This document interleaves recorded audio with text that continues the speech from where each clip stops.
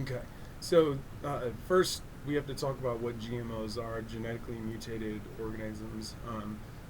This is like herbicides, pesticides, and insecticides. Mm-hmm. Cows that have been injected with steroids or whatever to be bigger or have more muscle or whatnot. Um, First part of the question: what are the long-term effects? Still, a lot of longitudinal studies are being conducted. Mm-hmm. I think the FDA, for the most part, wouldn't allow a lot of this stuff through if it wasn't, to some extent, acceptable. Right. But acceptable doesn't mean that it's necessarily good for you. Right. Why aren't producers required to label them as such? GMO type foods, they've got the insecticide business that has lobbyists in Congress that are fighting for the interests of people who spray the vegetables to keep the weeds off or whatever. And so that, I think there's been legislation that's been tried to be pushed through Congress to require things to be labeled, but at the same time, they don't want to lose money if everything's labeled Right. and no one's buying their veggies. So, and then how many GMO foods are currently in grocery stores? I mean, I think you can almost look at most of the processed meats and vegetables and fruits and expect that they probably have had they've been altered in some sort of way, For whether shelf life. for Or shelf life or been sprayed down or keep their color. to keep, exactly. Yeah. Exactly. So if you want to be completely sure that you're not eating something that's been sprayed down or injected with something this or that, go to Mama Jean's, go to an organic Whole Foods type market or Okay. whatever, and get your food there, or grow a farm in your backyard or whatever.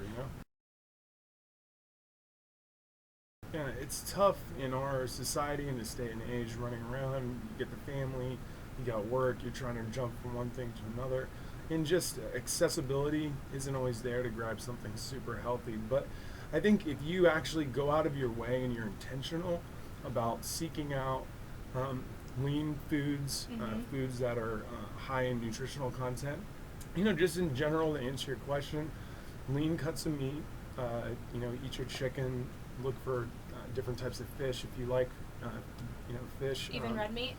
Yeah, red meat is good, and if you eat like sirloin or flank steak, round steak, those are more lean cuts. Okay.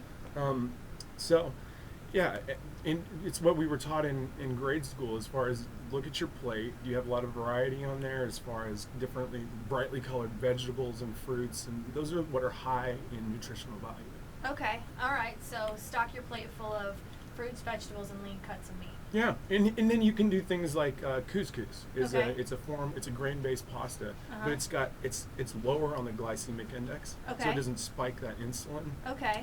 The same way that just normal pasta. Some buttered does. noodles. Right, as good as they are. Oh yeah. And it's all about balance. I mean, I like my buttered noodles just as much as the next guy, but the ratio in my week Yeah. of how often I eat like that and how often I try to eat more whole foods, healthier foods, and make better, wiser food choices for my body. Right. It's greater for me that I'm making most of the time making those better decisions, and then once in a while I give myself the day off. Cheeseburger. Anytime you hear, "Hey, I lost 50 pounds," you needed to lose 50 pounds, it sounds immediately like the knee-jerk reaction is like, "Give me whatever you're doing, let me do it." Yeah. But you got to be careful with this one because this is the ACG injections. It's like the pregnancy hormone, Uh-huh. right? That Mhm. kind of tricks your body into burning more. Yep. From what I understand, and I'm not the complete expert on this, but from what I understand, you're supposed to go on a significantly reduced calorie diet, right? Like 500 Yeah. 500 calories a day. Yeah. I mean, the question is, can you sustain that for the rest of your life? 500 calories will lead to some serious malnourishment. Okay. They also tell you you're not supposed to exercise while you're doing this because, You'll probably faint. yeah, exactly. You're on such a calorie reduction. Now, exercise, strength training, that ultimately is going to help you burn calories, and you're going to be able to sustain that eating normal, 1,500 to 2,500, even for larger males, 3,000 calories a day. You're going to have all of the added effects of a healthy heart. Uh-huh. You place good stresses on your heart, good stresses on your skeletal system, so bone density, increased bone density. Okay. This is a shortcut that I think will lead to a dead end. Okay. So, in my humble opinion, no, I don't think this is a good thing to do. If it works for you, and then you go off of it, and you're able to go to, ultimately, you're gonna have to go to, I'm making good food choices, I can sustain eating normally, Right. and, a normal caloric intake. And at the end of the day, you can't just decide that you're not going to be active and not have some sort of wellness. I mean, it's going to lead, if you're sedentary, it's going to lead to, I'm getting fat, I'm getting out of shape, I'm having joint pain, Right. those types of things. Man, just a good old-fashioned cup of coffee. That's probably a good thing if you're not much of a morning person. Caffeine actually helps to mobilize fatty acids. So if you drink like a cup of coffee in the morning before you go train, it'll help to burn fat, burn calories. But just keep it light. Your body takes 4 hours, 5 hours to actually fully pass and digest food.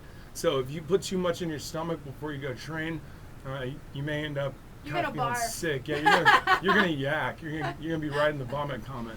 Yeah, that's kind of what I've just not really found anything or had any ideas of something that I could intake and give me energy and whatnot, and then not go be sick about it. Yeah, just like a cup of coffee and a banana, something like that. Okay. I think would be fine. Now, don't eat it 2 seconds before you walk out on the gym floor and start working out. Get right when you wake up, throw it down, and then hopefully about 45 minutes to an hour later, when you train, you should be good to go. If you're bench pressing loads that are, heavier, it's the old adage that the doctor says, if it hurts, don't do it. When you go into extension at your wrist, just stretching, does it bother your hand right now? I mean, how far out No. are you from this break? Does that hurt, just extending your wrist? No, it's fine now. Well, then I think just be cautious, go slow, be progressive with it. I think it's very safe to go ahead and maybe throw a little bit of weight on there and go see how it feels. But you can also accomplish a lot of the same means by just doing body weight movements. Maybe start with that. Start with push-ups. Pressing movements that are just with your body weight. Do different push-ups, or hold on to, if you can keep your wrist in neutral, if you hold on to do 2 dumbbells on the ground or parallettes as you do push-ups, that might help your hand. But just go slow, man. It'll get back. Yes, tip of the week, lean cuts of meat. This is what we want to eat. Lean cuts of meat. So lean red meat, chicken, fish. Seek those out. Be proactive. Fruits and vegetables, a lot of different colors. The more brightly colored the vegetables or the fruit, the more nutritional value. Okay. Eat nuts and seeds. Avoid starch as much as possible, and sugar. So starch is okay in moderation. Everything in moderation, but avoid the sugar. It'll keep your insulin from going crazy, and it'll keep you healthy.